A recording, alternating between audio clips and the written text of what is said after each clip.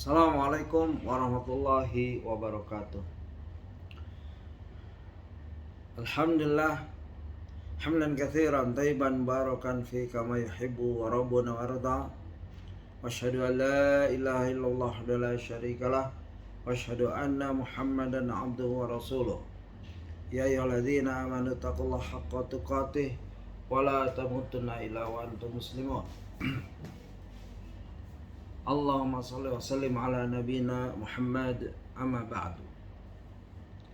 Ikhwafillah, bahwa ibu-ibu yang mengikuti kajian berseri yaitu ensiklopedi sahabat, kita sampai kepada kajian kita yang kelima dari jilid 1 ya, halaman 52. Baik, kita mulai saja. Huruf C, penghargaan Nabi kepada para sahabat. Nabi SAW dikelilingi sahabat yang hatinya bersih, karena Nabi seorang yang hatinya bersih, sebagaimana qaul Ibnu Mas'ud sebelumnya. Oleh sebab itu beliau mendapat dukungan penuh dari para sahabatnya tercinta. Penulis menyatakan, inilah penghargaan mulia yang disematkan Nabi SAW kepada para sahabat. Mengingat banyaknya penghargaan tersebut, saya hanya akan menyebutkan sebagiannya, dan yang sedikit saja sudah terhitung sangat bermanfaat. Imran bin Husain menuturkan bahwa Rasulullah SAW bersabda, khairu ummati qarni, thumma alladhina yalunahum, thumma alladhina yalunahum. Qala Imran, fala adri adhkara ba'da qarnihi qarnaini aw thalathan. Thumma inna ba'dakum qauman yashhaduna wala yustashhadun, wa yakhununa wa la yu'tamanun, wa yanzuruna wa la yafuna, wa yazharu fihi siman. Ya. Dari Imran bin Husain menuturkan bahwa Rasulullah SAW bersabda, sebaik-baik umatku adalah generasiku. Ya, generasi Rasulullah bersama para sahabatnya. Kemudian generasi yang datang setelahnya. Kemudian generasi yang datang setelahnya.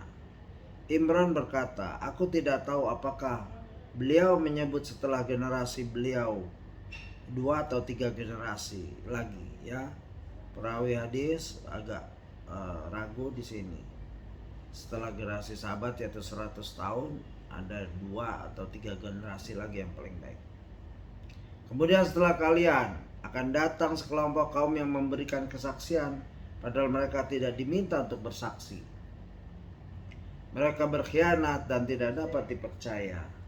Mereka bernazar akan tapi tidak mau berupaya memenuhinya, dan tampak pada mereka kesan gemuk.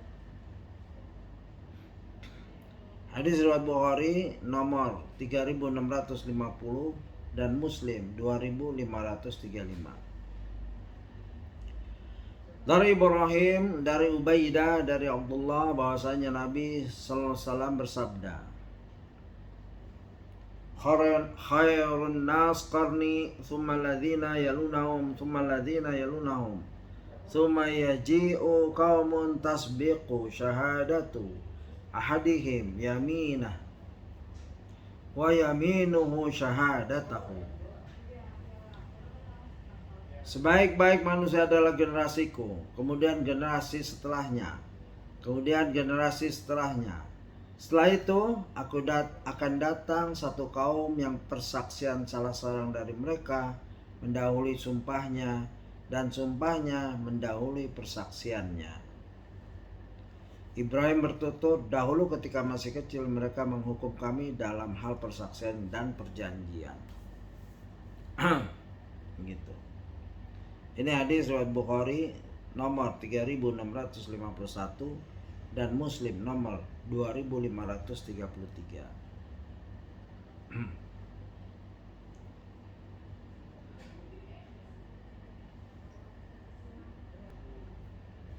Di dalam Sahih Al-Bukhari dan Sahih Muslim tercantum riwayat hadis dari Anas bin Malik. Suatu ketika ada jenazah yang diusung, lalu jenazah itu dipuji-puji dengan kebaikan. Maka Nabi bersabda, wajib, wajib, wajib. Kemudian ada jenazah lain yang diusung, lalu keburukannya disebut-sebut. Maka Nabi bersabda, wajib, wajib, wajib. Umar pun bertanya, ayah dan ibuku menjadi tebusan engkau, mengapa engkau mengatakan wajib, wajib, wajib? Baik ketika ada satu jenazah diusung lalu dipuji atau kebaikannya, atas kebaikannya, maupun ketika ada jenazah yang lain diusung lalu sebut-sebut keburukannya. Maka beliau sallallahu alaihi wasallam menjawab, man asnaitumu alaihi khairan wajabat lahul jannah, wa man asnaitumu alaihi syarran wajabat lahun nar. Antum syuhada'ullahi fil ard, antum syuhada'ullah fil ard, antum syuhada'ullah fil ard. Ya.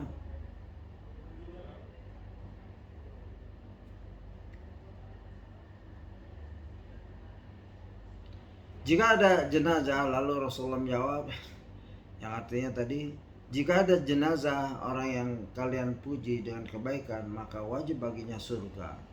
Sedangkan jika ada jenazah yang jenazah orang yang kalian sebut keburukannya, maka wajib baginya neraka. Kalian adalah saksi-saksi Allah di bumi. Kalian adalah saksi-saksi Allah di bumi. Kalian adalah saksi-saksi Allah di bumi.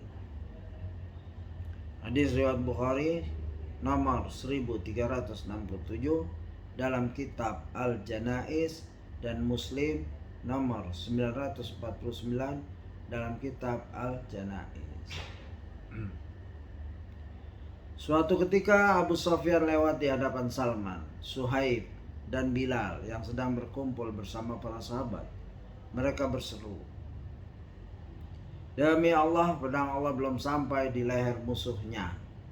Mendengar ucapan ini, Abu Bakar menanggapi, mengapa kalian berkata demikian kepada sesepuh sekaligus pemimpin suku Quraisy? Abu Bakar lantas mendatangi Nabi dan memberitahukan hal itu. Maka beliau menasihati, wahai Abu Bakar, mungkin saja kamu membuat mereka marah. Apabila kamu benar-benar membuat mereka marah, berarti kamu membuat Rabbmu murka.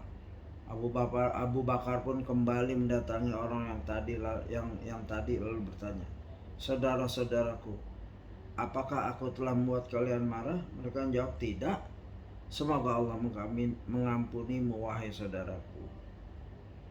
Hadis riwayat Muslim nomor 2504, kitab Fadailus Sahabah. Demikian yang dinukil A'id bin Amr radhiyallahu anhu. Said bin Abi Burdah menukilkan riwayat dari ayah dan kakeknya. Kami baru saja melaksanakan salat maghrib bersama Rasulullah SAW. Lalu kami berkata, ada baiknya jika kita duduk-duduk di masjid sampai salat isya. Akhirnya kami duduk-duduk sampai menanti waktu isya.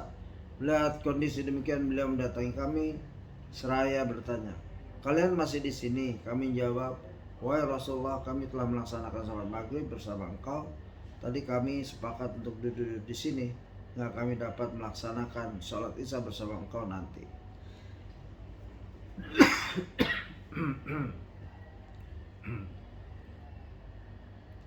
Maka beliau bersabda, bagus, atau kalian benar. Kemudian mengangkat kepala ke arah langit.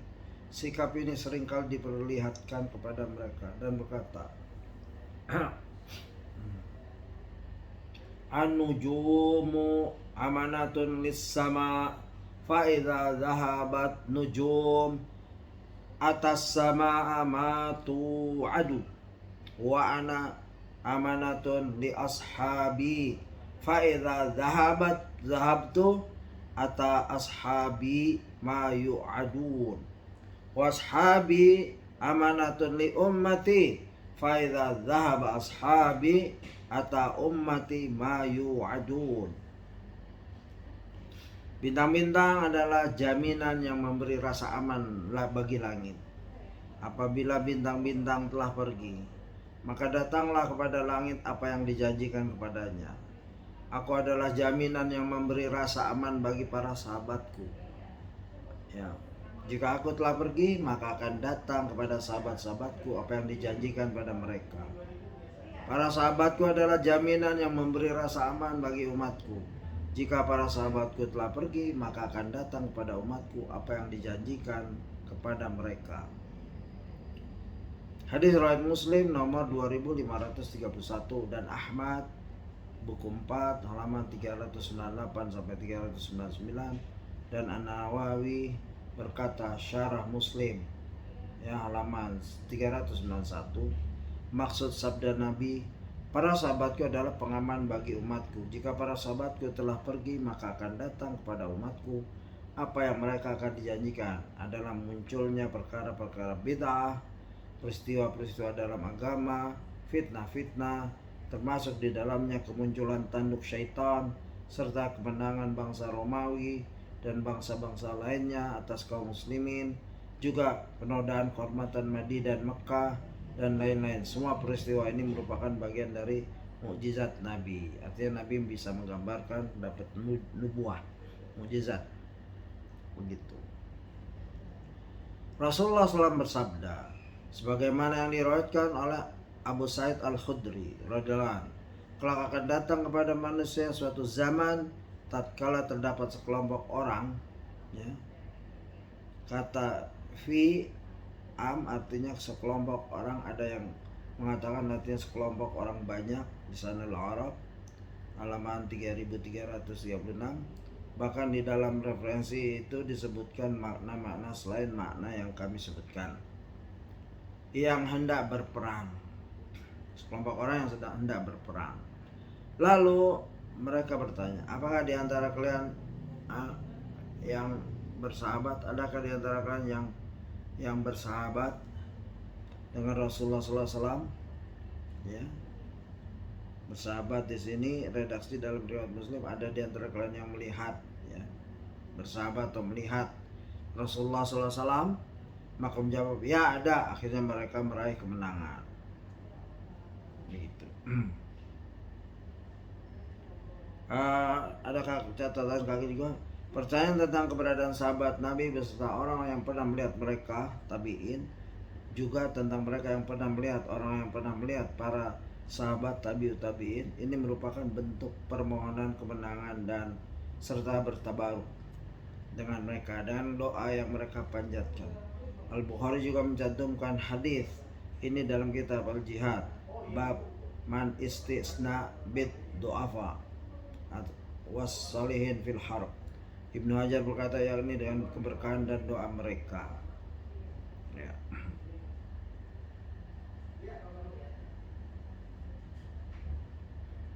Jadi penting ya, memohon doa orang-orang du'afa, ulama dalam sebelum berperang. Ini yang sunnah seperti itu.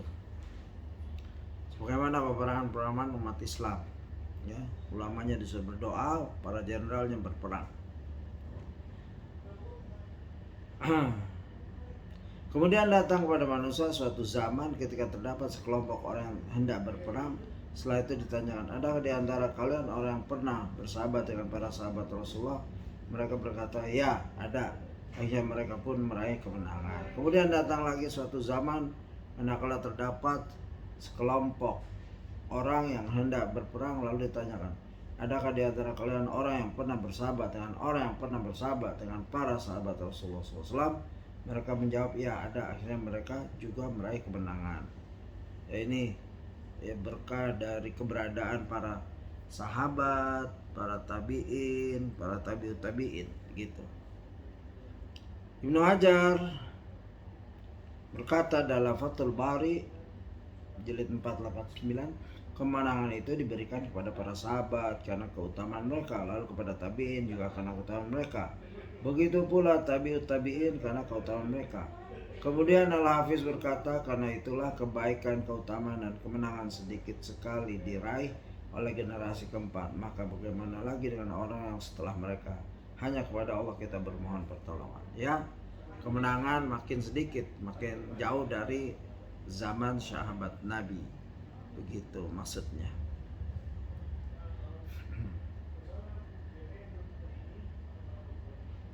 Ini hadis 51 tadi, hadis riwayat Bukhari nomor 3649, Muslim 2532, Ahmad buku 3 halaman 7.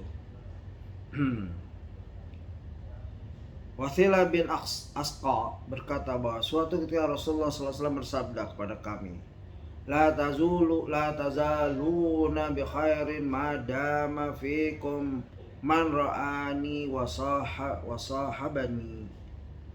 Wallahi la tazaluna bi khairin ma dama fikum ra'a man ra'ani wa sahaba min sahabani. Kalian senantiasa berada dalam kebaikan selama masih ada di antara kalian orang yang pernah melihatku dan bersahabat denganku. Demi Allah, kalian senantiasa berada dalam kebaikan selama masih ada di antara kalian orang yang pernah melihat orang yang pernah melihatku dan bersahabat dengan orang yang pernah bersahabat denganku. Hadis riwayat Ibnu Abi Syaibah dalam Al-Musannaf buku 12 178. Ibnu Hajar berkata dalam Fathul Bari, sanadnya hasan.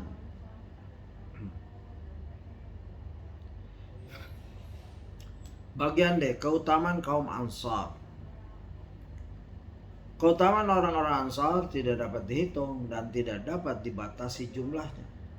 Karena itulah kami mencukupkan diri dengan memaparkan sebagian keutamaan tersebut, seraya memohon semoga Allah mengumpulkan kita bersama mereka di dalam surga dan memperoleh rahmatnya. Amin.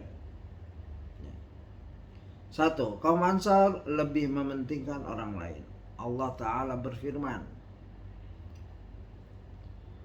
Waladzina tabawwa'ud dara wal imana min qablihim yuhibbuna man hajara ilaihim wa la yajiduna fi sudurihim hajatan mimma utu wa yu'thiruna ala anfusihim walau kana bihim khasasa wa may yuqa suhhal nafsi fa ulaika humul muflihun.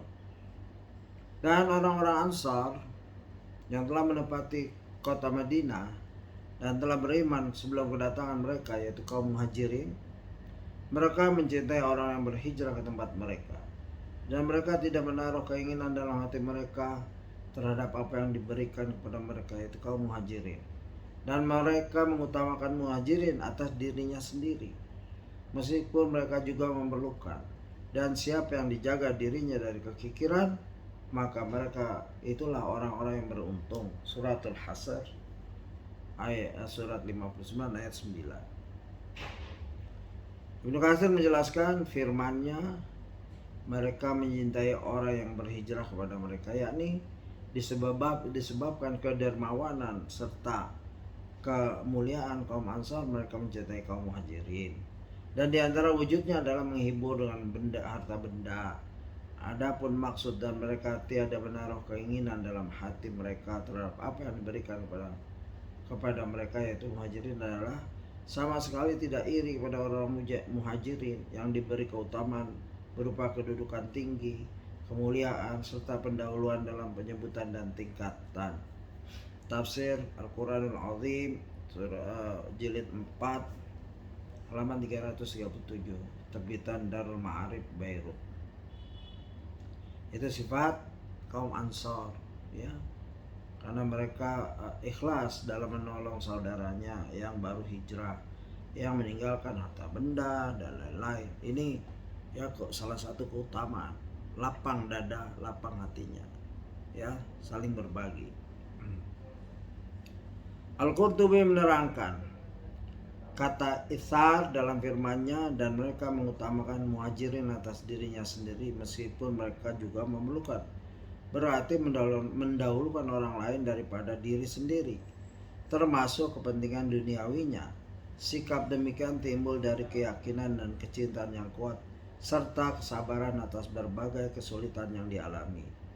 Dengan kata lain, kaum Ansar mengutamakan kaum Muhajirin dengan memberikan harta dan kedudukan, bukan karena tidak membutuhkannya, tapi karena kerelaan melepaskannya meskipun sangat membutuhkannya. Riwayat dari Anas bin Malik radhiyallahu anhu berikut menunjukkan penerapan itsar oleh Sa'ad bin Rabi' Al-Ansari kepada Abdurrahman bin Auf Al-Muhajiri. Sungguh sikap ini yang tidak akan kita lupakan selama hayat di kandung badan. Ya, coba dengar baik-baik ini. Keutamaan kaum Ansar dan sikap mereka terhadap saudaranya kaum Muhajirin dibuktikan dengan kisah ini. Abdurrahman bin Auf hijrah ke Madinah. Lalu Nabi mempersaudarakannya dengan Sa'ad bin Ar-Rabi. Sa'ad bin Ar-Rabi ini dua nama perlu dihafal kalau bisa. Ya, mungkin gak hafal banyak tapi ya sekurang-kurangnya buat contoh. Abdurrahman bin Auf disaudarakan dengan Sa'ad bin Rabi'. Ya, Sa'ad bin Ar-Rabi'. Abdurrahman bin Auf dipersaudarakan dengan Sa'ad bin Ar-Rabi'. Apa? Salah seorang kaum Ansar. Ya, Sa'ad pun menawarkan, ya. Abdurrahman bin Auf hijrah ke Madinah, lalu Nabi mempersaudarakannya dengan Sa'ad bin Ar-Rabi', salah seorang kaum Ansar. Sa'ad pun menawarkan salah seorang istri dan sebagian hartanya kepada Abdurrahman. Namun Abdurrahman menjawab, semoga Allah memberkahi ya keluarga serta hartamu. Ini kisah bukan fiktif. Ini kisah ada di hadis riwayat Bukhari. Ya. Buku 7 halaman 317, kitab Manaqibul Ansar, keutamaan Ansar. Ya. Begitu. Wujud itsar lainnya dikemukakan oleh Ibrahim bin Sa'ad yang dinikulkan dari ayah dan kakeknya. Wujud itsar lainnya dikemukakan oleh Ibrahim bin Sa'ad yang dinikulkan dari ayah dan kakeknya. Ini itsar namanya dalam Islam, mendahulukan orang lain. Ya. Ketika kaum Muhajirin datang ke Madinah, Rasulullah mempersaudarakan Abdurrahman bin Auf dengan Sa'ad bin Ar-Rabi'. Kala itu Sa'ad menawarkan, aku seorang Ansar yang berharta paling banyak, maka ambillah setengah hartaku. Aku juga mempunyai 2 istri, maka lihatlah mana di antara keduanya yang kamu sukai. Sebutkan saja namanya, niscaya dia akan kuceraikan sehingga bisa kamu nikahi setelah masa iddahnya berakhir. Allahu Akbar, Allahu Akbar. Ini sifat itsar yang sempurna lah untuk seorang manusia, ya. Manusia biasa, ya, tapi mereka sahabat Nabi. Ya, mungkin kita nggak sanggup seperti ini, ya, Bang. Betapa agungnya hati mereka. Gitu. Tawaran tersebut dijawab, semoga Allah memberkahi keluarga dan hartamu. Tolong tunjukkan di mana pasar kalian. Dan yang ditawarkan sahabat agung juga.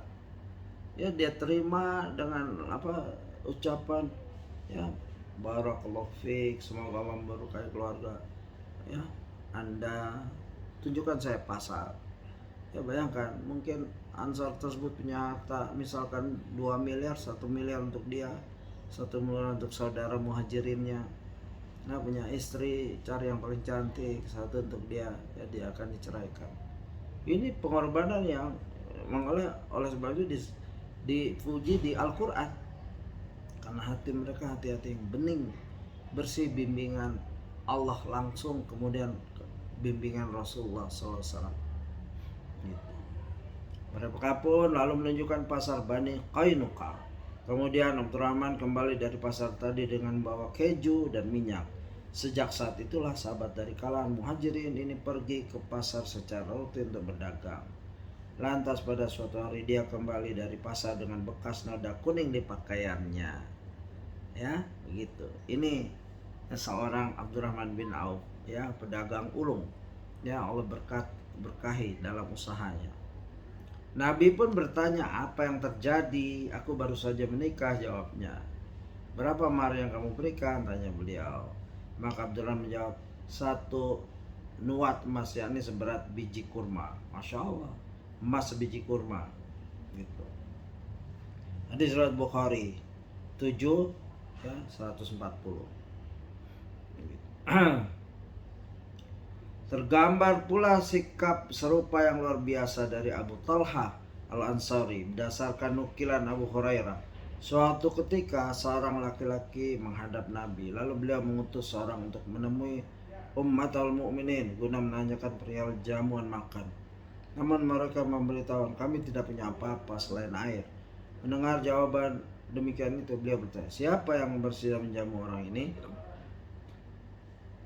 Salah seorang sahabat dari kalangan Ansar, pada riwayat Ibnul Fudail ya, pada riwayat Ibnul Fudail dari ayahnya dalam Sahih Muslim nomor 1625 disebutkan, lalu berdiri seorang dari kalangan Ansar yang dikenal dengan julukan Abu Talha, ya begitu.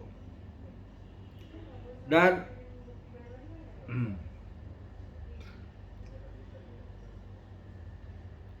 berdirilah seorang yang pertama.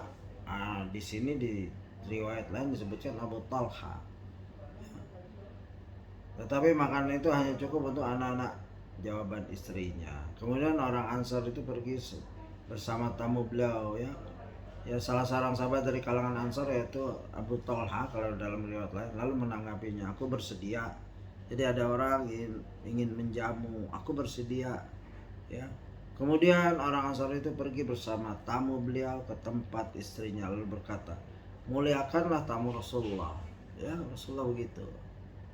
Muliakanlah tamu Rasulullah. Apa jawab orang rumahnya? Istrinya, tapi makanan kita hanya cukup untuk anak-anak, jawab istrinya. Orang istri menanggapi, siapkanlah makanan untuknya. Jika anak-anak minta makan, maka nyalakanlah lampu dan tidurkanlah mereka. Ya, coba sikap-sikap kayak gini. Istri sahabat Ansar tadi pun menyiapkan makanan untuk tamu Rasulullah tersebut, dan dia menyalakan lampu lalu menidurkan anak-anaknya. Selanjutnya dia bangun dan berpura-pura memperbaiki lampu padahal memang hendak dipadamkan. Kemudian mereka pun berpura-pura makan di hadapan si tamu padahal semalaman itu keduanya menahan lapar ya. Ini sikap yang mengagumkan. Pada pagi harinya orang Ansar tadi menemui Rasulullah SAW, kemudian beliau bersabda,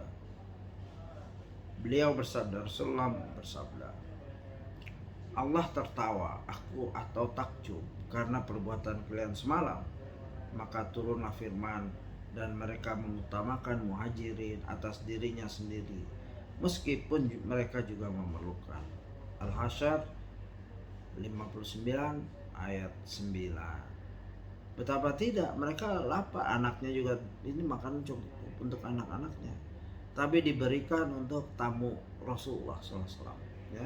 Sangat-sangat mengagumkan dan mungkin hampir tidak ada ya zaman sekarang, hampir ya, wallahu a'lam.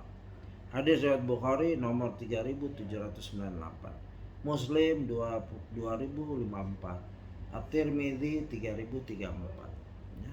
Sampai Allah tertawa atau ini adalah bentuk kekaguman sifat para sahabat ya, keajaiban sifat sahabat yang murni ikhlas dalam menolong saudaranya. Bagi kita lanjutkan, kedermawanan dan pengutamaan orang lain tersebut tidak hanya ditujukan salah seorang dari kaum Ansar, akan tapi sikap ini sudah menjadi kelaziman bagi mereka terhadap kaum Muhajirin. Demikianlah hal ini sebagaimana penuturan dari Abu Hurairah radhiyallahu anhu. Orang-orang Ansar berkata pada Nabi, bagikanlah pohon-pohon kurma kami kepada saudara-saudara kami kaum Muhajirin. Beliau menjawab, tidak. Mereka berkata lagi, kalian yang menanggung biaya perawatan pohon-pohon itu, lalu kami akan membagi buahnya kepada kalian. Maka tawaran ini ditanggapi, kami ini mendengar dan kami mentaati ya begitu. Orang-orang Ansar berkata pada Nabi, bagikanlah pohon-pohon kurma kami kepada saudara-saudara kami kaum Muhajirin.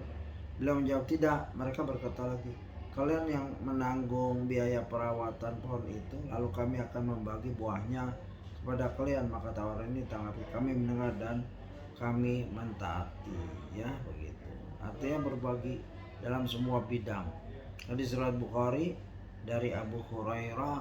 Demikian, semoga bermanfaat untuk kita di zaman kita hidup untuk tetap berbagi kepada sahabat kaum muslimin dan muslimat, saudara kita dan lain-lain. Jadi tidak sekedar kisah-kisah kaum Ansar dan Muhajirin tanpa memberi bekas apa-apa. Terus kita berusaha memperbaiki diri, akhlak dan kedermawanan. Wallahu a'lam. Subhanakallahumma bihamdika asyhadu an la ilaha illa anta astaghfiruka wa atubu ilaik. Assalamualaikum warahmatullahi wabarakatuh.